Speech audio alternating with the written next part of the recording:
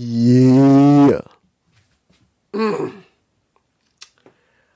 You know what this is about. You know what this is. Now, I just done, literally, less than 30 seconds ago, my Dynamite Delight video. So, either this is being released on Friday or Monday. I made it. LA Knight, formerly known as Eli Drake. Eli Drake, yeah. I'm one of the few people, years ago, literally 10 years ago, saw Eli Drake for what he was when I was watching Impact Wrestling. It was, I say, about 3 years in when I started watching Impact. I started watching in 2010 when I was able to finally get broadband internet.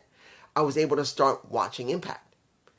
And when it came down to it, by 2013, I'm about a year in, roughly about a year in to doing these videos.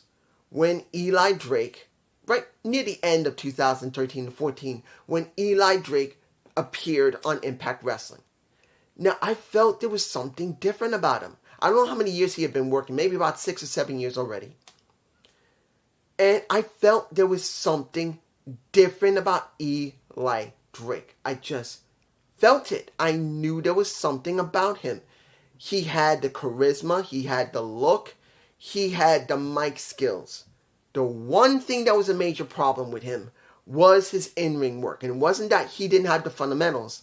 He could wrestle, but he was not a ring general. There is a difference between being a wrestler that can wrestle and someone who can lead the match and promote emotion for that match. That is what a ring general will do. That person that can guide the match while the story is going on, if there's a storyline, that not only they'll make sure the match looks good, but they'll make, how can I explain this to somebody that don't know this?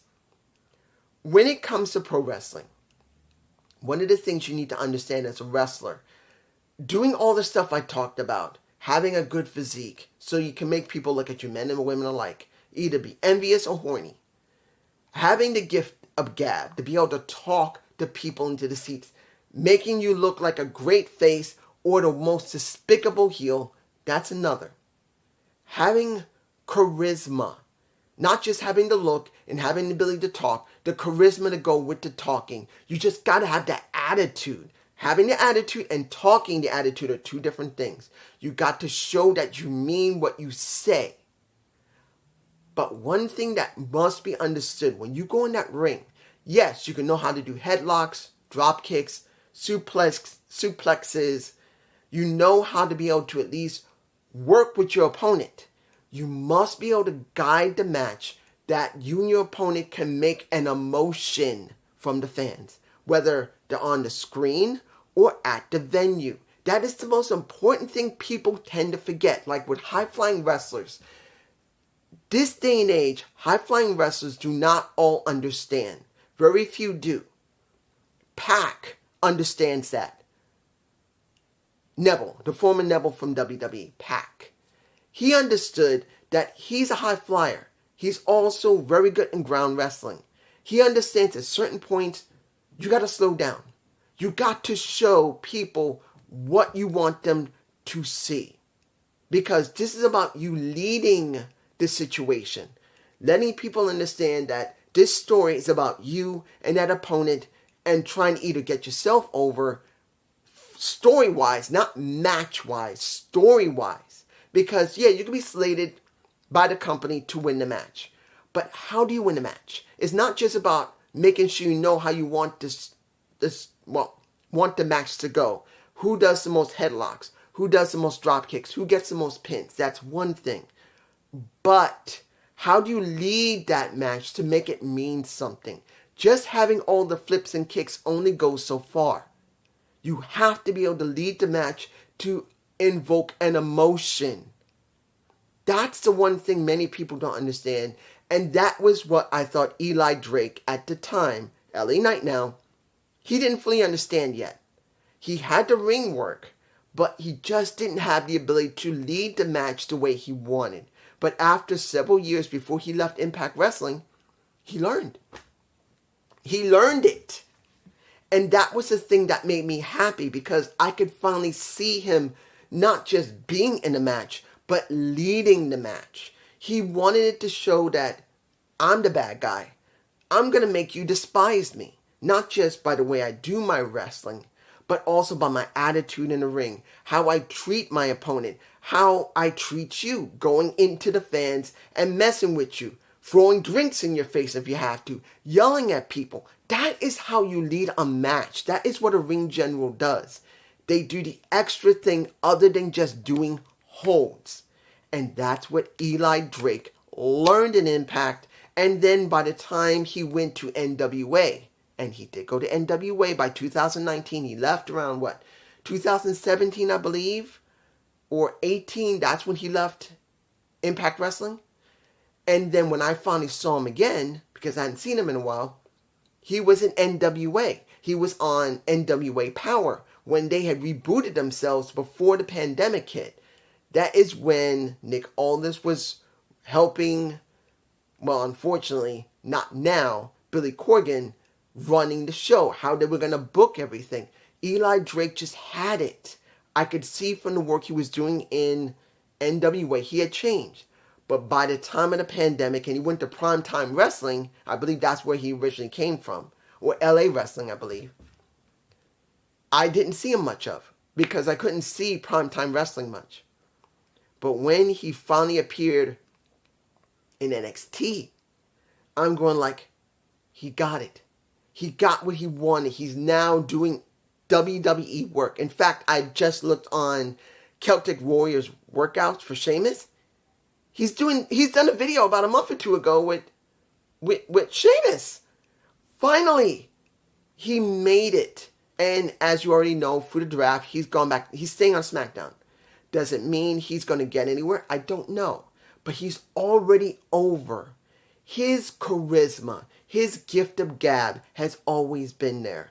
His physique has always been there. His attitude has always been there. Now the ring work is there, and the ring general work is there as well. So far he worked with Bray Wyatt, which didn't really lead anywhere. He worked with Xavier Woods, didn't really lead a lot over there. But at least he has worked with some of the top stars, or at least a former top star, like in a Bray Wyatt, who's dropped really bad. And when it comes to a Xavier Woods or Austin Creed from Up, Up, Down, Down, he has still got a good amount of star power. It shows that LA Knight has the opportunity. But here's the thing. As much as I love Eli Drake, now known as LA Knight, I don't know how far he's going to go. We are still talking about Vincent Kennedy McMahon, who at this point sold his company to the same company that's owning UFC. And he has an ironclad 2-year contract in a position that gives him full authority to do whatever the hell he wants until either he renegotiates the contract to extend it or he literally walks away from WWE, which I don't believe he will do. He doesn't have to worry now about any more allegations that will affect the company because he's just a worker there. He doesn't own the damn thing anymore, where pretty much he was told, leave last year, told by the shareholders, probably his daughter and his son-in-law, leave so we can save the company because the allegations are going to kill us. Now he doesn't have to worry about that because he doesn't own it. Because of that, no matter what, allegation will just stick on him, not the general company. He doesn't run the company as he owns it. He runs the company as he is a person who's contractually obligated to do what he needs to do. So when it comes down to it, do I believe he's going to book Eli Drake? I don't know. He had him as the manager, Max Dupree of Maximum Male Models. That was Vince who made that choice, not Triple H, not Bruce Pritchard. It was Vince who came up with that concept of the Maximum Male Models and Max Dupree.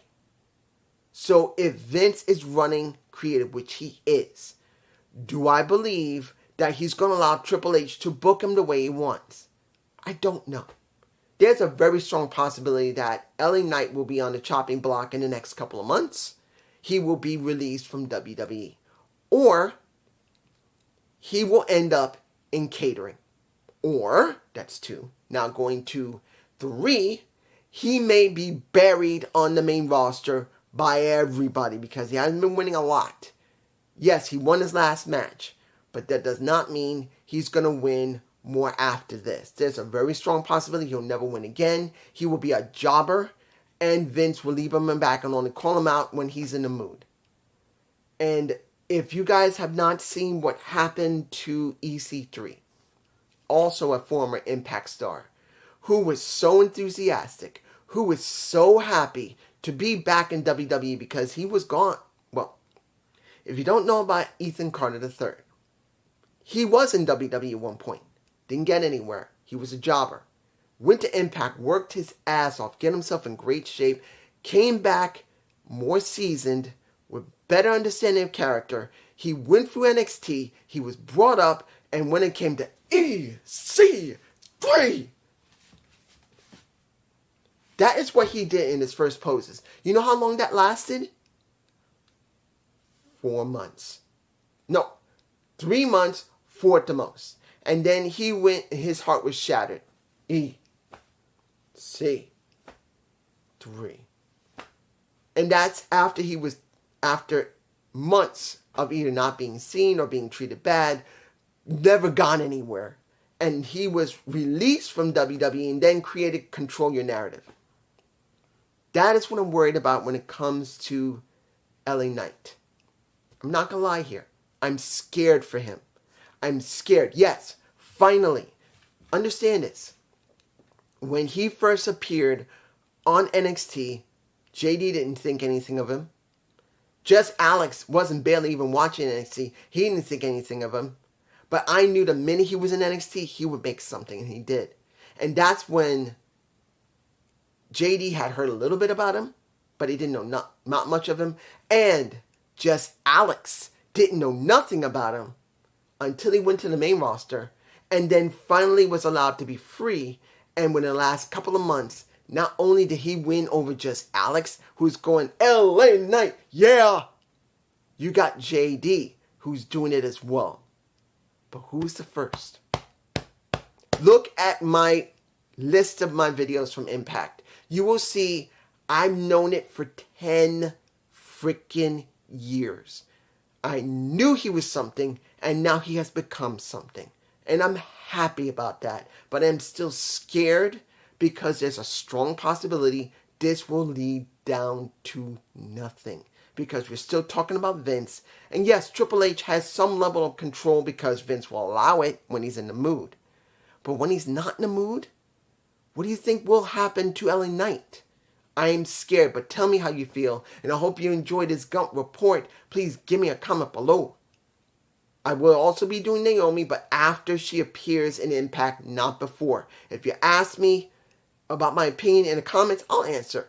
But if you want me to do a video, I'm not doing it until after I see the presentation of the company's show when she shows up. They better not be doing this. If they do this, they're going to lose their chance to make anything mean something with Naomi. Peace.